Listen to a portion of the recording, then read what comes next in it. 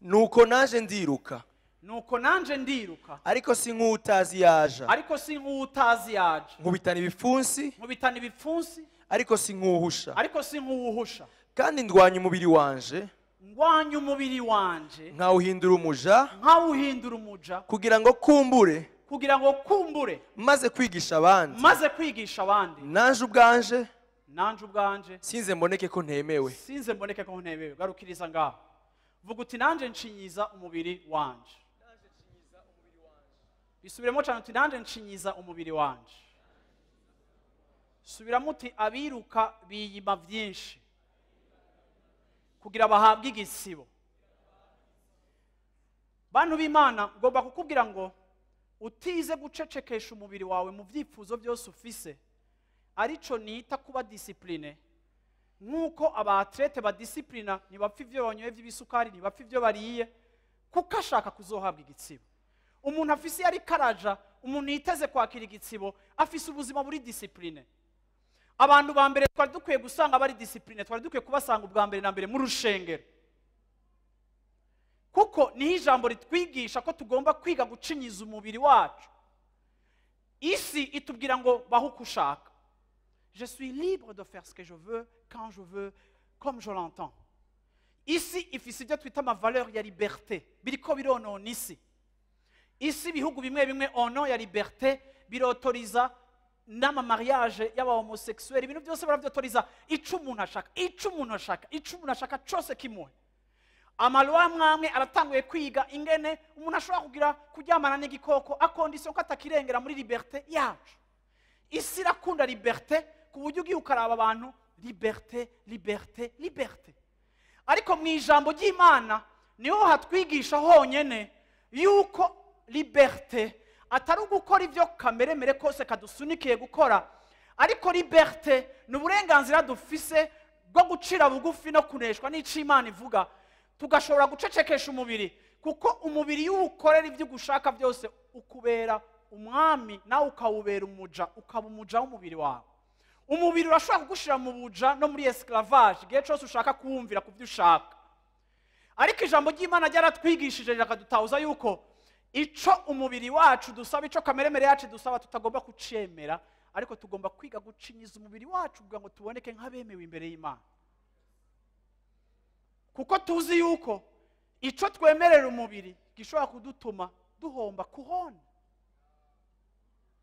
rero aho turiko turaja hari important kurushaho turiko turaca uyu munsi ku buryo uyu munsi udashobora kwiyima ibintu kuko nzi ko hari ivy'Imana imbikiye na valorije kurusha ivyo kamere miremere yanje kiransaba kandi uko wicinyiza ugabanya inkurikizi mbi mu buzima bwawe kuko abantu benshi usanga bari mu nkurikizi mbi z'ivyo babivye bonyene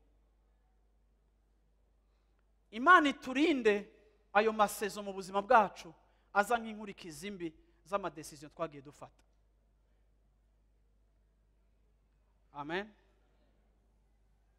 amen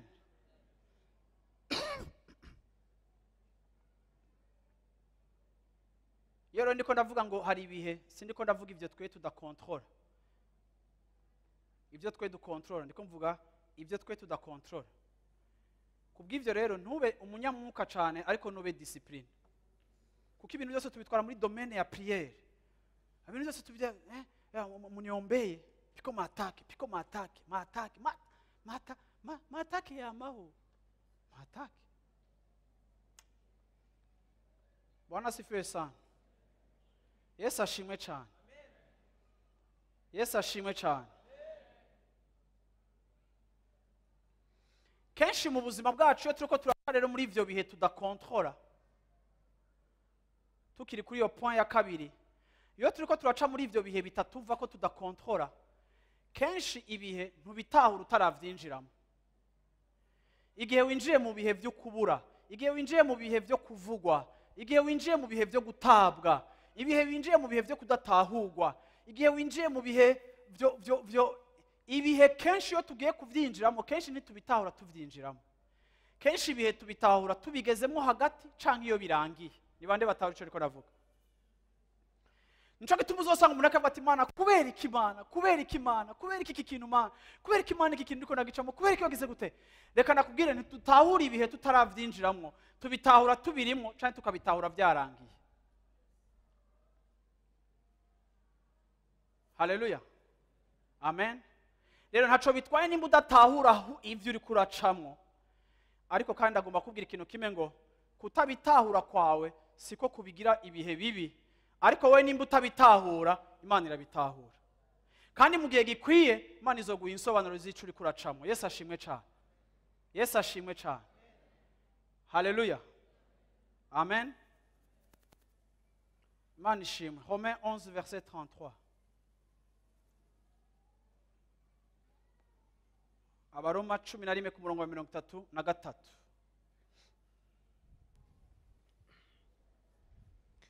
Yo, uburebure bw'amajepfo bw'ubutunzi bw'ubwenge no kumenya vy'Imana, imigabo yayo ntishoboka kubariritswa, n'inzira zayo ntizigira akehe.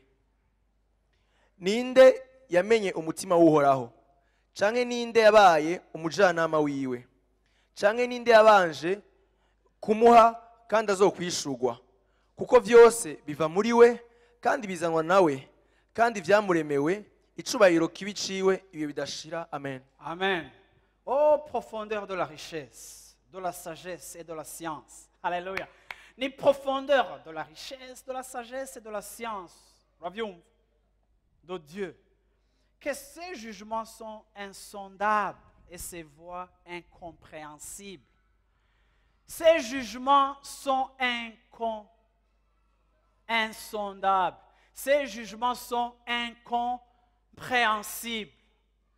Ndagomba kubamenyesha yuko inzira z'Imana ntidushobora kuzitahura, zikugaragariza uburemere bw'ubutunzi, uburemere bw'ubwenge bwayo, uburemere bwa sagesse yayo, biri incompréhensible. Ntidushobora kubitahura, ntidushobora kubisesa. Mu yandi majambo, ivyo ucamo byose, ibihe vyawe, amasezon yawe yose, Imana ntikwemerera kuyatahura yose. Hari ibihe ducamwo Imana ikatwigisha ibintu bikomeye ikadutahuza, ariko hari n'ibindi bihe ducamwo ukavuga uti mbega Mana ibi bihe ni kubera iki nabiciyemwo, wabigishije mu iki, vyaziye iki. Hari ibihe ducamwo tukabirengana sans explication, ntitutahure kubera iki, kuko inzira z'Imana nta muntu ashobora kuzisesa. Ijambo ry'Imana nirivuga ngo tuzobeshwaho no gusigurirwa n'Imana. Ijambo ry'Imana rivuga ngo umugororotsi wanje azobeshwaho no kwizera. Bwana sifiwe sana. Yesu ashimwe cyane. Abaroma 1:17 bavuga ngo umugororotsi wanje azobeshwaho no kwizera. Umugororotsi ntazobeshwaho na explication Imana imuha. Umugororotsi ntazobeshwaho n'insobanuro Imana yamuhaye. Umugororotsi ntazotungwa no gutahura ibihe byose ariko aracamwo. Oya, umugororotsi wanje azobeshwaho no kwizera. Bisobanura ngo n'igihe ntoba ntadiko natahura ibyo ndiko ndacamwo, n'igihe Imana itompa insobanuro z'ibyo ndiko ndacamwo, ndayizeye ko inkunda, ndayizeye ko ishoboye, ku buryo kudatahura hondi bitantera kuyituka cyane kuyivako, ariko kandi mpitamo kugendera kuco yavuganye nanje, kuko ntarongorwa n'ivyo mbona, ariko ndongorwa n'ico yavuze. Ivyo ndiko ndabona sindabitahura, n'Imana ntibimpereye insobanuro. Ivyo naciyemo mu mwaka uheze Imana yarabinsobanuriye, narabitahuye, ariko hariho vyinshi ncamo mu buzima bwanje n'imi insobanuro nkayisiguza igahora. Kubera iki? Kuko mu butunzi bwayo inzira zayo ntizisobanutse. Imana ntiyadusezeraniye ko izodusigurira ibintu byose, ariko Imana yadusezeraniye ko izobana natwe muri byose. Bwira umwicaye uti azobana nawe we muri byose. Mubwira uti ari kumwe na wewe n'uyu munsi, naho ubu utari kuratahura ibyo uri kuracamo. Haleluya. Kigira gatatu, tugomba gutahura ku bihe by'ubuzima bwacu. Imana irafise impamvu y'igihe cyose icisha mu buzima bwawe. Hariho impamvu Imana ifise kuri saison yose ubuzima bwawe buriko buracamo. Nta kintu na kimwe gishika par accident. Imana si umugabo ariko aragikaranga mu ijuru ngo amacave ngo inkoko zirarenganye na oya. Imana ni Imana y'imigabo n'imigambi. Imana ni Imana imetriza situation na circonstance. Ico ncamo cose Imana iragifise ko control. Imana iragifise ko control. Ico ncamo cose kirafise impamvu ndiko ndagicamo. Bwana sifiwe sana. Abantu nimumva ko kwizera Imana bifise akamaro. Kuko gusobanukirwa bene ivyo bintu biragufasha kumenya ingene uca mu bihe vyawe. Haleluya. Igihe cose ucamo, ikintu cose cyashitse mu buzima bwawe kirafise impamvu. Biba vyiza, biba bibi, birafise impamvu. Iyo turiko turumva intahe z'abantu, iyo turiko turabona ubuzima bw'abantu, niho ugenda ubona yuko vy'ukuri ibintu byose byari bifise insobanuro. Bwana sifiwe sana. Yesu ashimwe. Romains 8, 28. Nous savons du reste que toutes choses concourent au bien de ceux qui aiment Dieu, de ceux qui sont appelés selon son dessein. Mu Kirundi. kandi turazi yuko kubakunda Imana byose bifataniriza hamwe kubazanira ibyiza abahamagawe nk'uko yabigabiye. Ni bande bari ngaha bahamagawe n'Imana? Haleluya. Haleluya. Amen. Yesu ashimwe. Ivyo ncamo vyose, ndagomba munyumve neza abantu b'Imana. Ivyo ncamo vyose nk'umwana w'Imana, narahamagawe n'Imana, narakiriye Yesu nk'umwami n'umukiza w'ubuzima bwanje. Yesu niwe ategeka ubuzima bwanje. Yesu ari mu buzima bwanje. Abamarayika biwe n'abakozi bo kumperekeza no kunkorera. Ariko kandi vyose bikoraniriza hamwe kugirira neza abahamagawe nk'uko Imana igomba. Bisobanura ngo mu yandi majambo, ibibi n'ibyiza bidushikira vyose biriho kubw'ineza yacu. Nta kintu na kimwe muntu w'Imana uri ngaho uri kuranyumviriza, uri kuri televiziyo, nta muntu numwe, nta kintu na kimwe nimba wizera Imana uri kuracamo kidafise impamvu Imana yakizanye mu buzima bwawe, kandi kidafise ico kizokumarira. Ikintu cose tangura kuraba amaso ibyo uri kuracamo, tangura kugurira amaso amasituation yawe, tangura kureka kuvuma umunsi wavukiyeko, tangura guhagarika kwidoga, kuko ico cose Imana yemeye kucamo izokivunjamo ivyiza, izokivanamo ivy'ubutunzi, izokivanamo ibidasanzwe. À la fin de la journée, ico ncamo cose kiri profitable. Ama esheke yanje ari profitable, ama success yanje ari profitable. Nta na kimwe kiyirengeye, nta na kimwe kiyiruta, nta na kimwe idakontrola. Byose irabireka kuko bifise depo bigomba kuzana mu buzima bwacu.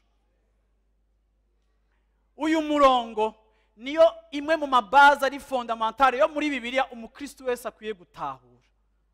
Kuko iyo utahuye yuko byose bikoraniriza hamwe, reka nakubwire ngo naho uyu munsi woba umenga uri kuramanyagurwa n'igisu, hariho abantu biraba bakivuga bati bari mu mapiese, naheze ndi mu mamorso. Nyanabwiye ngo utwo tumorso dusigaye, utwo tumanyu dusigaye, utwo tuvunji dusigaye, izo miete z'ubuzima bwawe busigaye, ubwo bufaranga bwawe buke busigaye, ako gateka kawe gake gasigaye, itwo tuntu twawe duke dusigaye, Imana izofata udusigaye ivuge ngo mbega n'utu dusigaye, uvuga uti Imana aho naciye handangije, hambejeje, naco nsigaranye. Imana ikivuga ngo mfashe utwo nyene tudasigaye, umenga ntitwexista, ngiye kutuvana mwico ndatuvanamwo, kuko vyose bikoraniriza hamwe kugirira neza abizera Imana. Ndavuze ngo byose bikoraniriza hamwe kugira neza abizera. Haleluya. Byose bikoraniriza hamwe kutugirira neza twebwe abizera. Na bya bindi urimo bikoraniriza hamwe kutugirira neza abizera, abahamagawe nk'uko Imana ibishatse. Ndashaka kandi kusaba kubona amaboko y'abahamagawe. Bwana sifiwe sana. Abahamagawe. Bwana sifiwe sana. Bwana sifiwe sana. Bwana sifiwe sana. Bwana sifiwe sana. Ni bande bumva yuko hariho louange muri ibi bihe turiko turacamo, ibyo ari byo byose. Bwana sifiwe sana. yesu ashimwe cyane. Amina, amina. Mbwira uwo muco ati nta kintu na kimwe gishika imana itakizi, nta accident, nta machance, byose irabizi, byose irabikontorora. Haleluya. Jacques 1 verset 12. Heureux l'homme qui supporte patiemment la tentation, car après avoir été éprouvé, il recevra la couronne de vie que le Seigneur a promise à ceux qui l'aiment. hahigwa umuntu yihanganira ibimugerageza, Aha, kuko niyamara kurama aha, azohabwa igisibo c'ubugingo, aha. ico Imana yasezeraniye abayikunda. Haleluya, haleluya. Bwana sifiwe sana, Bwana sifiwe sana.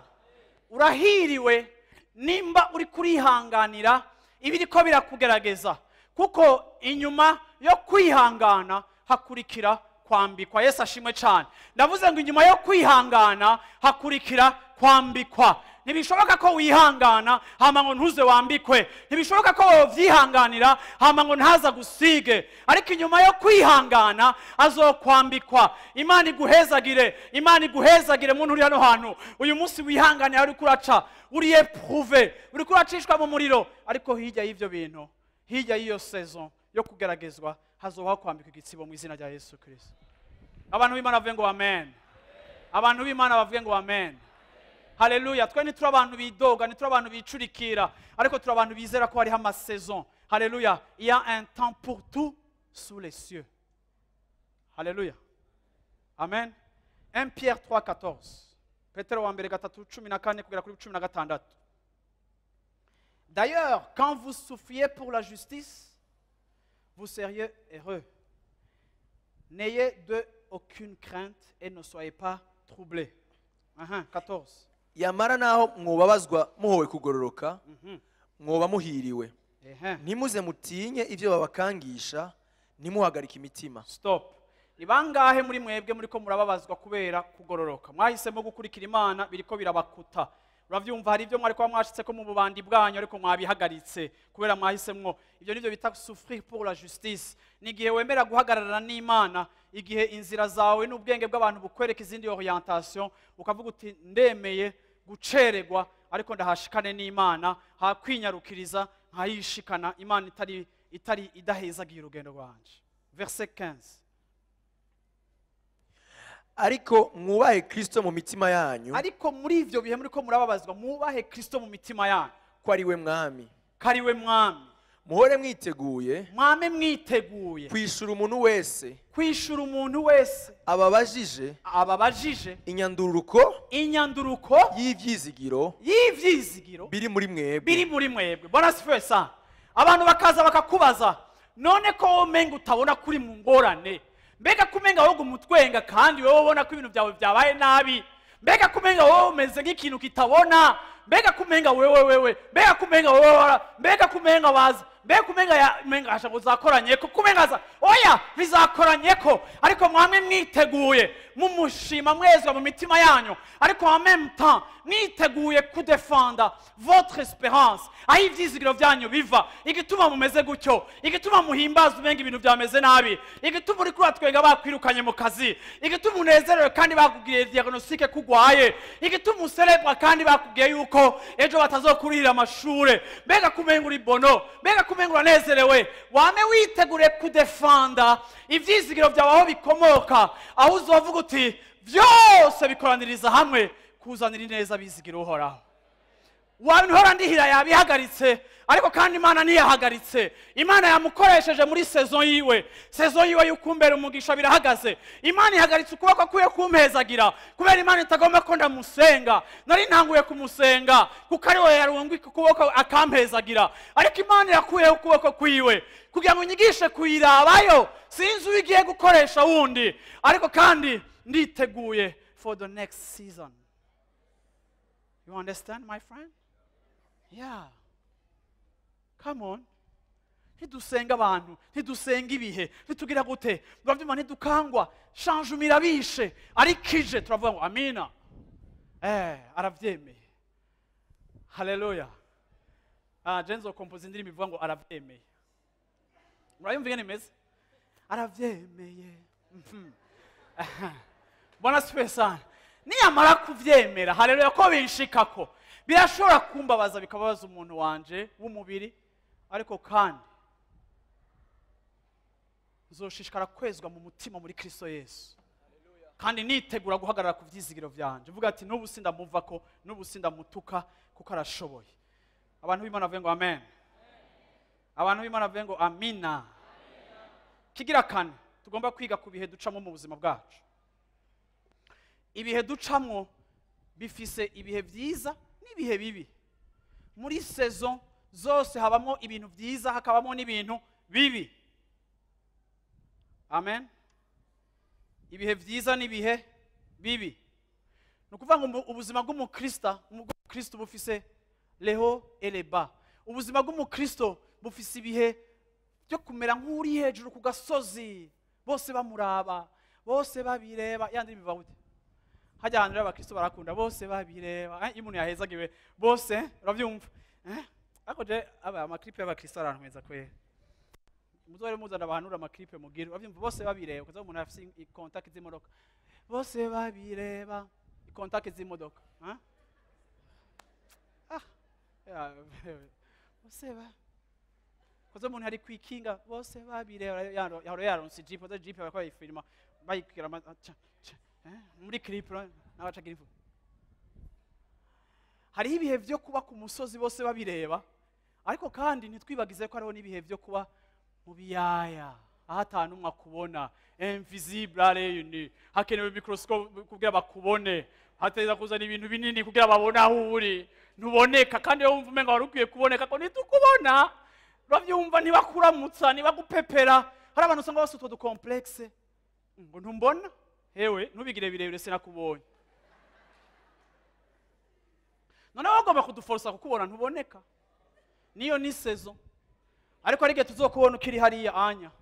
Kuko habaho ku misozi hakabaho no mu biyaya, ibyo bigize ubuzima bwacu. Ntidushobora kugwana n'ibihe, kandi bashaka kugwana n'ibihe uzokwankana n'abantu bose ngo ngo asigaye yishima ngo nakindamutsa. Hari abantu benshi bagira nk'abagenzi bahezagirwa canke bashika mu butunzi, ugatanga kwidevelopa udukomplex, ugasanga abagenzi b'umutunzi batangaye kumuheba ngo kuva ngo aronse ngo asigaye yishima. Oya, ntasigaye yishima, ariko asigaye ari busy kubera afite ama responsibility menshi.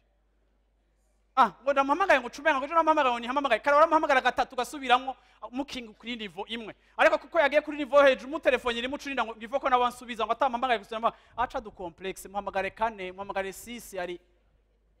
Come on, nawe uzo bazoguhamagara, nta problem, sivyo? Ariko pana ibintu by'imihari urofu usanga umuntu yavyimvye ngo hamuniwoni. Ari abantu bagira imihari hamuniwoni, hamuniwo hewe tukubona si twebwe bwira mu cyaro nibihe.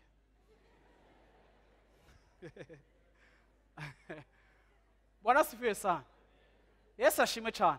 Bantu b'Imana, iyo mutahuye yuko hari ibihe ugira ama conflict make, kuko ibintu byose uvyinterpreta muri saison. Nuforce ibintu, nubandikanye igiti n'isima, nushira superglue kumenyo. Uravyumva iginyo ryavuyemo ryagiye si superglue. Uravyumva cyahitangwa no guhindana couleur, naho ryo bari ryari ninyene ritango gris, kuko ryamaze gucomoka, genda bari kuremo bagushema ikindi kintu. Reka guforsa, accept ibihe byawe. Yesu ashimwe cyane. Hari abantu akubitwa na crise n'imodoka bakayidandaza kugira bariheruwaye canke bakuru bikure kwa madeni, agasanga kwepa eglise. Wabiraba ofo akitwaza ibintu ngo abana ngo basigaye bangwarana, abana bagwara imisi yose, aho ugasanga ntiyumvinga nazoza kuri live center na tukutuki ngimuhagarike hariya anye, niyimuzanye ayihagarika kuri station, kuko abantu bakumenyere kugira parking ntugifise imodoka yo guparka, tukutuki gushikiriza hariya uraruha, yinjize ikatire ngaha ikubite cerere, hama tubone ko waje muri tukutuku, nta probleme. Nibihe reka kugwana navyo. Uravyumva, hari igihe uzovunika uyikoroka wirukanka itaranahagarara nk'umusekirite wa president, kugira abantu babone ko ari yuvuyemo, koro manuka neza, rindira ihagarare, sohoka. Ni saison. Haleluya. Ngira mu nchanza tu ni saison. Ngira mu nchanza ni saison. Haleluya. ntushwane nawe muvukana kubera bagukwimye kugutiza impuzu kubera dimanche pasiyo yatwaye niyo urisika gutwara ko atayindi uraronka ugaca ubipfa na Janine ko yansaye gutiza ukaza wafyuye ibinwa dimanche reka kumutira garukana yayindi nyene yimesu yanikire ugaruke hama nitwakubona tukabona ko wayambaye dimanche ko ari abantu bazi kumemoriza ibyo mwambaye abo nyene babibona niba Imana izorongora kuguhiyindi Yesu ashimwe cyane hama nawe uzohimbaza uvuga uti narabonye ukuboko k'umunyamahanga kumpezagira mu bihe Imana yanyigishije yuko mwene wacu yonyima ariko uwutanzi twicarana yompa igihe cyose kiza pour une raison igihe cyose gifise ibihe byacu bibi n'ibihe byacu byiza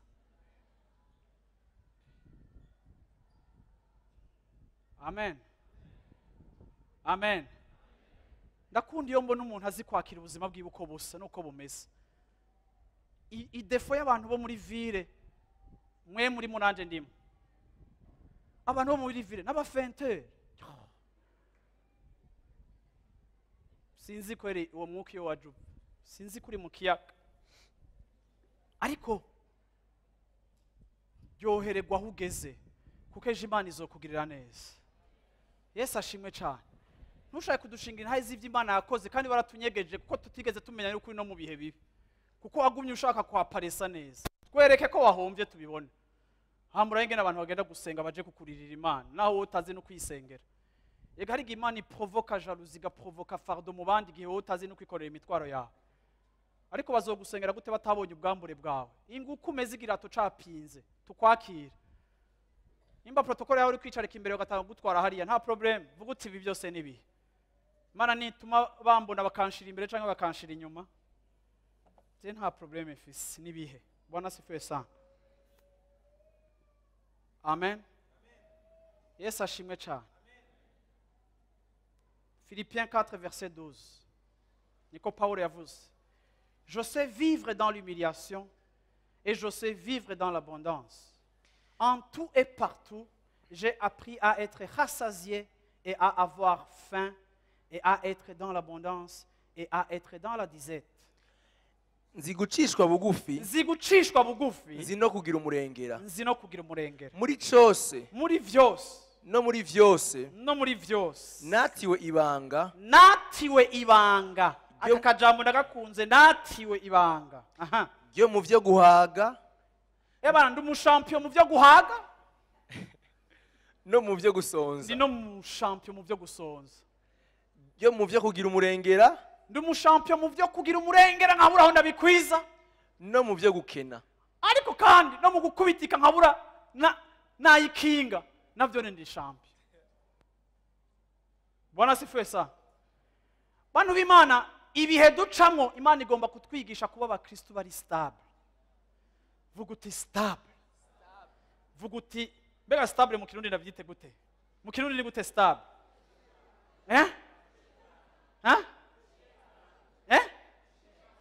gushikama no gutekana ni guca amagazi stable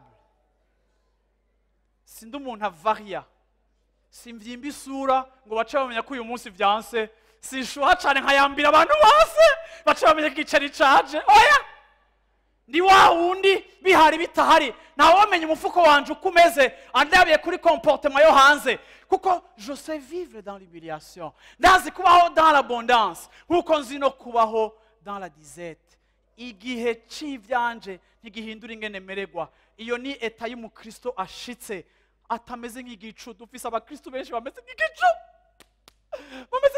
basa na gris turababona tukabahunga bameze nk'igicu abantu barakumenya n'amakurere wambaye umunsi bati iruka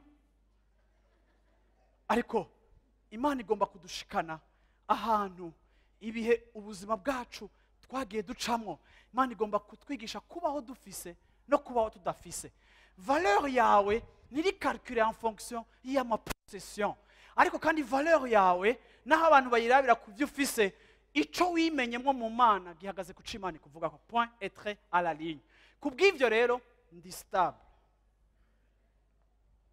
amen Yesu ashimwe cyane. Nimunyitabire abantu b'Imana. Yesu ashimwe cyane. Yesu ashimwe cyane. Ni bande bari stable bari ngaha muri kino gitondo. Haleluya. Bari constant. Yesu ashimwe cyane. Constant. Abantu batavaria, abantu batari mu mahoro n'amaba, abantu baguma ari babandi. Haleluya. Aho niko Imana igomba kutugeza ko ku rugezo rwo gushika aho hantu. Sivyo abantu b'Imana. Sivyo. Sivyo. Ecclésiaste niyo nshaka kurangiriza ko chapitre 3 guhera kuri verset 1 kugera kuri verset 11. Ikintu cyose cyashingiwe igihe cyacu, kandi igikorwa cyose munsi y'ijuru gifite akanya kacu. Hari igihe cyo kuvuka n'igihe cyo gupfa. Hari igihe cyo kuvuka n'ico gupfa. Igihe cyo gutera n'igihe cyo kurandura ibyatewe. Igihe cyo kwica n'igihe cyo gukiza. Igihe cyo gusambura n'igihe cyo kubaka. Igihe cyo kurira n'igihe cyo gutwenga. Igihe cyo kuboroga n'igihe cyo kubyina. Igihe cyo gushibura amabuye n'igihe cyo kurunda amabuye.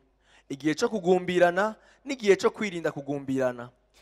Igihe cyo kurondera n'igihe cyo gutakaza. Igihe cyo kubungabunga n'igihe cyo guta. Igihe cyo gutabura n'igihe cyo kubarira. Igihe cyo gucereza n'igihe cyo kuvuga. Igihe cyo gukundana n'igihe cyo kwankana. Igihe cy'intambara n'igihe cy'impore. Mbega ukora aronka inyungu ki mu byamutamije? Nitegereje umuruho Imana yahaye abana b'abantu. Warenganye 11? No, 9. Okay. Nitegereje umuruho Imana yahaye abana b'abantu ngo baruhishe.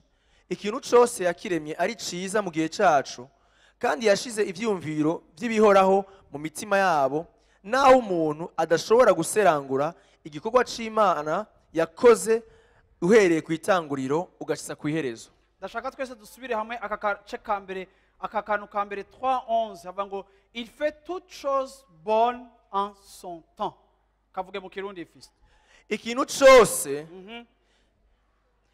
cyose yakiremye ari ciza. Yakiremye ari ciza mu gihe cyacu, kandi yashize ivyumviro by'ibihoraho mu mitima yabo. Ikintu cyose yakiremye ari ciza mu gihe cyacu, kandi yashize mu yandi majambo, ikintu cyose yagishizeho ari ciza mu gihe cyacu.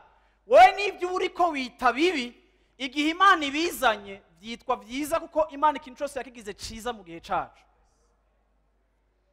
Hari igihe cyo kugumbirana, hari ibihe byankoze ko kandi bitugora cyane. Ngo ari ibihe byo kugira byo kugumbirana, hari igihe cyo kugumbirana, hari igihe cyo kugumbirana na fiance, n'igihe cyo kwirinda kugumbirana. Ariko hari n'ikindi gihe aguheba akagukubita ishuti agafata uyundi.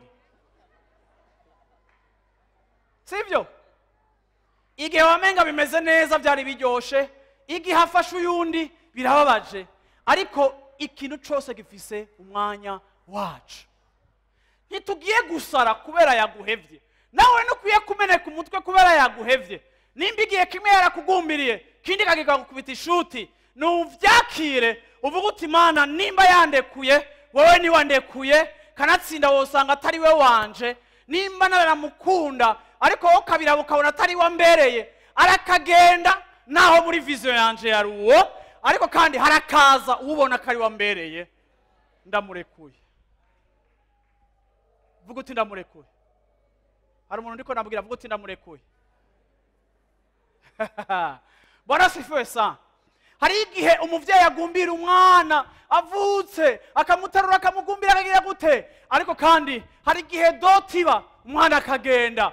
Mureka agende, nutatahura kari igihe ciwe cyo kugenda, uzogoma kumukurikira, ubandanye kumugira umubebe wawe, kandi asigaye ari umugore w'abandi. Hama biza n'akajagari. Mama, igihe cyo kumugumbira cari ciza, cari kiryoshe, ariko tahura saison ni igihe cyo kumurekura. Ntuje kumuvangira urugo rwiwe, ntuje no kugubaka. Mureka agende. Hari igihe cyo kwakira, hari n'igihe cyo kurekura.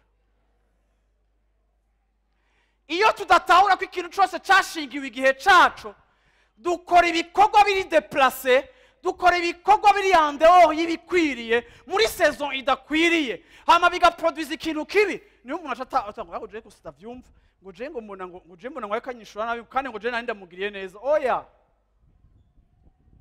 wewe wibaza yuko atarakwiye kukwishura akakwishura kuko urakora ikintu kiri deplace kitari muri saison yacu. Hari igihe cyo kuvuka, hari igihe cyo gupfa. Igihe cyo gupfa kiratubabaza, iyo tubuze turababara, ariko kandi reka kuguma mu gahinda no mu kabonge ko wabuze. Mureka agende, mureka agende, mureka agende, mureka agende. Imana ikwambura impuzu y'ikiriyo mu izina rya Yesu Kristo. Utahure ko nawe uzogenda, ariko Imana ikwambura iyo mpuzu y'ikiriyo, ikwambika impuzu y'ishimwe. Haleluya, amina. Ahasi wacu ibyo biratwibutsa ko hatari wacu no kutahiyatasha. Mureka agende. Igihe cyose kirafise ibihe byacu byiza n'ibihe byacu, birafise ikintu ciza cacu n'ikintu kibi cacu. Bantu b'Imana byabaye birebire, ngira ndabikate byose ndabihagarike. Aha,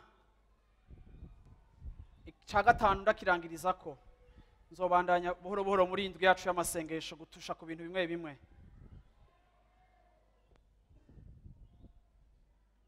Haleluya, amen.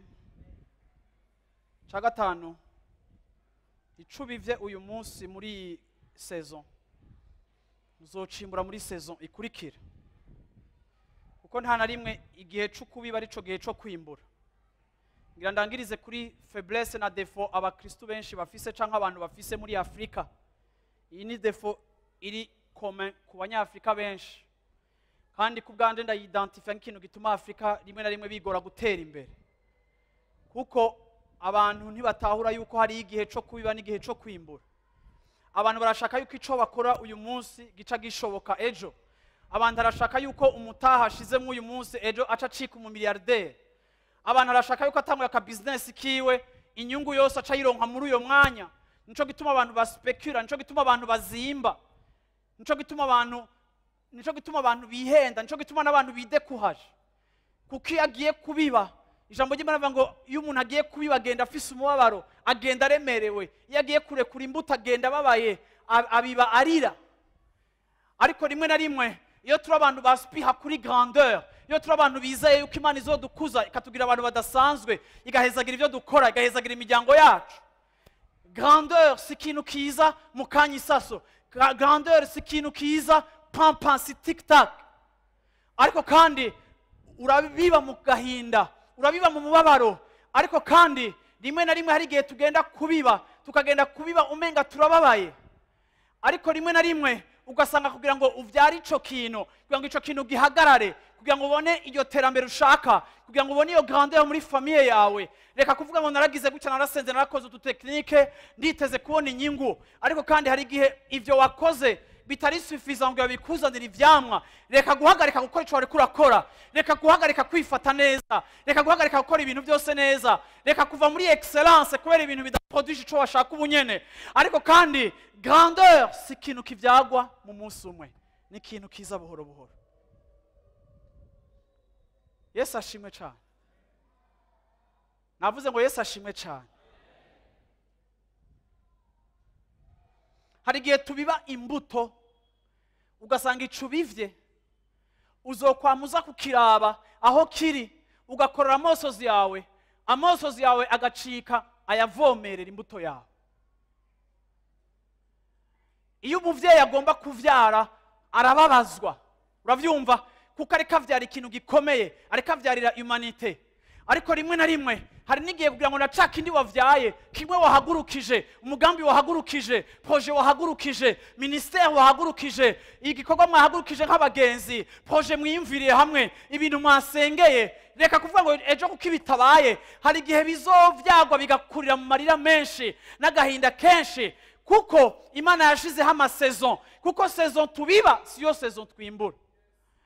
Uyu munsi eglise irikirananirwa guproduiza abakristo bashitse, kuko eglise cyane cyane eglise africaine iriko iproduiza abakristo, irikizana message zidutera kugira ibibebe bifise 30 ans, kigacira inkonda gifise 30 ans muri eglise. Kubera iki? Kuko cagaburiwe amata, kigeze gihekenya inyama. Kubera iki? kuko baguma bakumvisha yuko kubera profesi ejo byose bizokoreka, kubera iki kintu kibaye ejo byose, kubera ishikanwa ryawe ejo uzoba milliardaire. Arrête. Si imbuto zose utera uyu munsi ngo ejo zimere. Hariho processus, hariho gukurikirana, hariho kuvomerera, hariho kugisengera, hariho kucikorera, hariho kugiherekeza, hariho kuveya kuri co, hariho kukibagarira, hariho kugikorera. Ubuzima bugizwe n'amasaison. Ni washaka kwevita les saisons de la vie, uzohongoka amenyo, uzokomereka. Ariko ukwizera kuntera kumenya yuko icimana yambwiye ko kizovuka kandi kizokura. Ariko kandi nyesquiza kuri responsabilité. Iyo ndiko ndaja kuvomera bikiritiva discipline mu buzima bwanje. Kuko ni regularité. Uvomera mu gatondo, uravyumva hakiri kare ukavomera kuba. Birasaba constance, birasaba kuba focus, birasaba concentration, birasaba guhagarika ibintu byose ugaherekeza ca kintu. Yesu yaravuze ngo aje kuraba umurima wiwe asanga ntaco wakoze, arawubagarira awikiringo kugira ngo awurandure, abonye igiti ciwe kidakura. Ariko kandi tugomba kuba abantu bari appliquer, kandi abantu bari bafise suivi ku kintu bako barakorera. Bakristo kwinjira mu bintu kabivamo, kwinjira mu gikorwa kagihagarika. Uraza abakristo dusenga habagumutse bari bafise ibikorwa atajye bakirimo. Kubera iki warihenze? Wibajije kuri mu ijuru, uri mu bantu, icuma gikarisha ikindi. Uzora n'umuntu atarezwe nkuko wareza kugonga umutwe. Niwe yaguhamagaye, shishikara. Ikintu ugomba kugishishikara gushika giproduce ico kigomba guproduce ku buzima bwawe. Sivyo abantu b'Imana. Sivyo? Vuga karivi.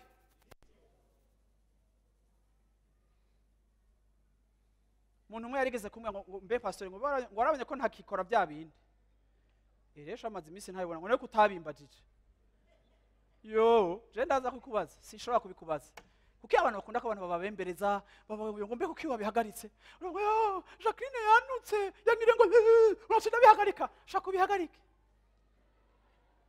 Ivyo uhagarika nuko utazi n'uwaguhamagaye, utazi n'ico wari usanzwe urimo. Tugomba kuba abantu bazi bari. Haguruka dusenge midiagesi. Haguruka dusenge. Haleluya. Yesu ashimwe cyane. Jambo ry'Imana rivuga ngo imyaka yanyu yariwe n'inzige Imana izoyibasubiza. Haleluya. Yesu ashimwe cyane. Ariko kandi turi abantu bazi guherekeza umutwaro dufise, turazi kurira, turaza amosozi, kuko umunsi umwe tuzohanagurwa. Yaco bibaza ko mu buzima ushobora kwevita kurira. Ça fait partie de la vie.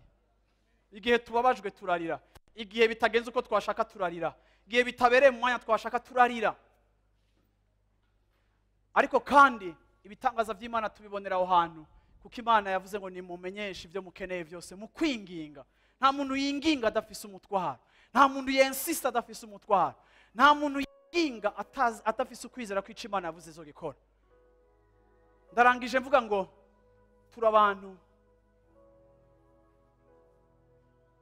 baba munsi y'izuba, aho ikintu cyose kirafise umwanya wacu. Hari umwanya wo gutwenga, hari umwanya wo kurira, hari umwanya wo kubiba, hariho n'umwanya wo kwimbura. Ikintu cyose carashingiye umwanya wacu, kandi ikintu cyose Imana igakora mu mwanya wacu, kandi umwanya w'Imana niwo mwanya mwiza. Haleluya. Ndashimira Imana ikontrola amasezo y'ubuzima bwanje. Ndashimira Imana muri kino gitondo itarengerwa n'ibinshikira. Iki nico gituma abantu biruka kuraguza. Iki nico gituma abantu batabakomoka. Iki nico gituma abantu biruka inyuma ya profesi zitaba, ukabona umuntu yarazimye. Kuko wibajije ko bigiye kuba automatiquement. Ariko izo si principe z'Imana. Muri principe y'Imana haravuga ngo hari igihe cyo kubiba n'igihe cyo kwimbura. Ntushobora guprecipitar ibihe, ntushobora gupusa la nature ngo uheponde ku makaprice yawe, ariko wisumeta ku gihe c'Imana. Igihe c'Imana kikagutransforma, Imana ikazana changement mu buzima bwawe. Turi community hinduka, turi peuple hinduka, turi hanga rihindurwa n'ibihe ducamo. Ibihe ducamo biradusiga mu imvune, ariko bikaduhindura à l'image de Christ. Nta kintu kiduhindura nk'amasezo yacu, nta instrument Imana ikoresha nk'ibihe ducamo kugira ngo bizane changement mu buzima bwacu. Uburyohe dufise buzana n'ibihe twagiye turacamo, udashaka guca mu bihe ntiwitege gutanga isosi n'isupu iryoshe. Ariko nimba ushaka ko abantu bakwamura ko ivyamwa bisosa, accepte les saisons de Dieu, uziryohererwe. Hahigwa uwihanganira ibigeragezo, ko mu gihe gikwiriye azokwambikwa igitsibo. Ndakwipfurije kubona igitsibo cico wihanganiye. Ndakwipfurije kubona inyishu y'Imana igihe cyose wagiye wihangana. Ndakwipfurije kuremeshwa n'Imana igihe cyose wahagaze mu kwizera kwawe, ukadefanda ivyizigiro vyawe, ukadefanda ukwizera kwawe mu gutwengwa kw'abantu no kudatahurwa kw'abantu. Wagize neza muntu w'Imana guhagarara. Ishengero ry'Imana asaba bebe Imana yikore mu mugongo. Ishengero ry'Imana n'abasirikare bari mu rugamba bariko barafightinga ku bw'ubwami bw'Imana kugira ngo babwagure. Mu nzu y'Imana hari igihe ca caprice c'ubwana, ariko igihe c'ubwana kigomba gushika, kigomba kubaho, hagomba kubaho temps yo kuba c'est vrai, hakabaho umwanya wo gucutswa, ukagenda kugwana, ukavuga uti cyaco cyose conzi ndafise promesse azokwama ari kumwe nanje. Eglise irakwiye guhagarika guproduza ibi bebe éternel byama biriko birabemberezwa, byama bishaka ko bavyitwararika, babitelefona, babikurikirana. Arrête ces histoires. Naragukurikiranye, hariho abashasha bavutse, ndagiye kubitwararika. Haguruka nawe umfashe gukurikirana abandi, ntuzokwa muri ku mugongo. Reka hagarika intambara. Isi yose ntitubona autour de toi. Nimba waramenyerejwe guhabwa affection excessive, arageze igihe cyo gutabwa. Ijambo ry'Imana rivuga ngo hari n'igihe cyo gutabwa, hari n'igihe c'agacerere, hari n'igihe abantu bose batakubona. Kugira ngo Imana ikwigishe kudepanda kuri affection yo yitanga, kuko iyo abantu barashobora kukuboreza, urashobora kuyigura cyangwa ukayirondera, hari igihe cyo guhagarika. Haleluya. Shengero ry'Imana nimba munyumva mvuge ngo amen.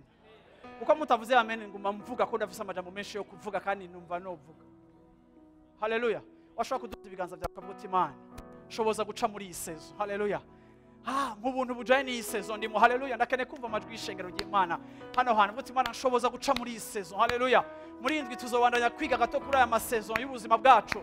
Agomba uti Imana ndagomba kwiga, ndagomba guca aha hantu neza Mana. Ndagomba guca muri ubu bukene neza, ndagomba guca no muri uyu mugisha neza. Reka umugisha ntundestabilize, reka umugisha ntunsamaze, reka umugisha ntuntere kwibagira, reka umugisha ntuntere kukuvako, reka umugisha ntuntere kuja kure yawe. Oh Mana nshoboza kwifata neza mu mugisha, Mana nshoboza kugumana stabilite, Mana nshoboza mu mugisha wanje kudahindura abagenzi Mana wampaye bari beza naho bakenye, nshoboza kutabarekura kubera tutari muri rang social imwe, ariko Mana nshoboza kubagumana, nshoboza kutaboregwa muri uyu muvinyi wampaye, nshoboza kutaborezwa nibi wampaye. Mana nshoboza kurengana iyi saison, nshoboza gutraversa uyu muriro, nshoboza gutraversa aya mazi, nshoboza gutraversa iki kiyaya niko ndacamo. Shoboza Mana, shoboza Mana. Oh ndagusengera Imana igushoboze aho hantu uri kuraca, ndasezega Imana igushoboze aho hantu uri kuraca. Waragombye kuba grand, ariko mu gushaka kuba grand wahonyoye abantu benshi, wahonyoye principe nyinshi z'Imana, warigwaniriye, wakoze ibitari byo. Harageze ko wihana, kuko la grandeur vient de Dieu. Niwe mu gihe gikwiye ashiraho abami akongera akabakuraho. Niwe le faiseur de roi, kandi niwe nabakuraho. Reka kwigwanirira, reka guteranya abantu, reka kuvuga abantu, reka kwigwanirira, reka kwitonesha, reka kwiyanduza urondera ico kibanza, ariko reka Imana igutwara. Shendele kotele blo, shetele kotele blo, shindele kotele blo. Ndasenga Imana umuntu ari muri saison Mana. Ndasenga Imana uyu muntu atumva ibiriko biramushika ko Mana. Ndasenga Imana uyu muntu ari muri confusion kubera ibihe Mana. Oh Mana ibihe bizana kuzazanirwa. Ndasenga uyu muntu wawe Mana ngo yumvishwe ryawe, asohoke muri uku kuzazanirwa, ave muri confusion. Ikituvana mu kuzazanirwa Mana nico uvuga, n'icimviro cawe, n'ijambo ryawe Mana. Musongongera ijambo ryawe, musogongera ijambo ryawe, muvugutira ijambo ryawe, mugaburira ijambo ryawe, murungikira ijambo ryawe, rirungike muri uwo mwiza Mana. Hembuka ave mu kuzazanira Mana. Ndasenga ishengero ryawe Mana kugira ngo bakire ibihe byabo Mana. Fata ukuboko k'uwo muhagararanye tutangure gusengera hamwe. Haleluya, haleluya, haleluya, haleluya. Hari abantu numva Imana igomba guha inkomezi mu bihe bariko baracamo. Hari abantu Imana igomba kuhanforsa mu bihe bariko baracamo. Hari abantu Imana igomba kuhanforsa. Hari grâce y'Imana iri special, hari grâce dushoboza kurindira kugeza igihe tuze tukivemo. hari ubuntu budushoboza kurindira Imana kugira ngo iduhereze ibihe. Hari ibihe, hari ibihe, hari ibihe, hari ibihe, hari ibihe, hari ibihe, hari ibihe. Hari Imana iguha ijambo rikakuvana muri ibyo bihe. Hari Imana iguha ijambo. Imana yaraje kuri Mose iramubwira ngo Mose, numvise ukurira ko abantu banje. Yari saison Imana igire ishire ko point, nta virgule yari ihawe, ariko Imana yashize ko point. Numvise ukurira ko abantu banje. Mbega bari bamaze imyaka ingahe bariko bararira? Yari imyaka myinshi, ariko hari igihe Imana izana ijambo ikavuga ngo numvise. Niwazoheza igihe uri kuracamo. Ndavuga ngo niwazoheza igihe uri kuracamo. Arungika ijambo mu gihe, arungika ijambo muri saison igahagarara. Wasohoka. Haleluya. Imana niyo yabwiye Ezekiel ati Ezekiel, mbega kaba abantu basambuwe n'ibihe, kwaba abantu bahwereye, mbega birashoboka ko bashobora kuba bazima? Yes, ndavuze ngo naho ibyawe byaba byarasambutse ukaba uri mu mapièce. Jambo ry'Imana rivuga ngo igufa rirondera mugenzi waryo, irindi ryinjira muri jointure, irindi rirarondera, biramadika biramadika. Imana yacu n'umuhiga ukubaka. Nico gituma ashobora gufata utwo tumorso twawe twose aho turi éparpillé, akadufatanya, agasubira kukugira entier. Il est ton créateur. Ntakangwa na leta igihe cagushizemo, ariko ashobora kuzana ijambo agasubizanya igufa kuri mugenzi waryo, ibintu bigasubira kugaruka mu buryo. Mwami Yesu, ndasengeye ishengero ryawe, ndasengeye abana bawe Imana, ndasengeye Imana umuntu ari imiriye kuri uno munsi muri kino gitondo, ndasengera umuntu Imana situation yo yamushize ahantu hasi cyane, ntatahura Mana iyo bija niyo biva, ntatahura ingene ari kwitapi, ntatahura ingene yatakaje cyo yita gloire. Ariko Mana mu ijuru, kuko wowe tukwizigiye muri kino gitondo, ndasenze Mana ngo umushoboze Mana gusobanukirwa Mana inyungu iri muri ivyo bihe vyiwe Mana, mushoboze gutahura Mana ubwiza bw'ivyo bihe bibi, kuko Mana ivyo twita bibi Mana c'est pas nécessairement ko wovyita bibi Mana.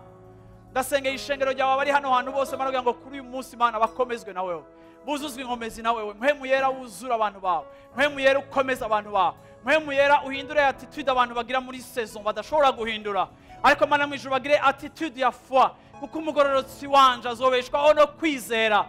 Mana, ukwizera niko kudushoboza gutraversa les périodes, les saisons, les temps, les situations et les circonstances. Roi grave, Mana, uri mwiza. Hallelujah.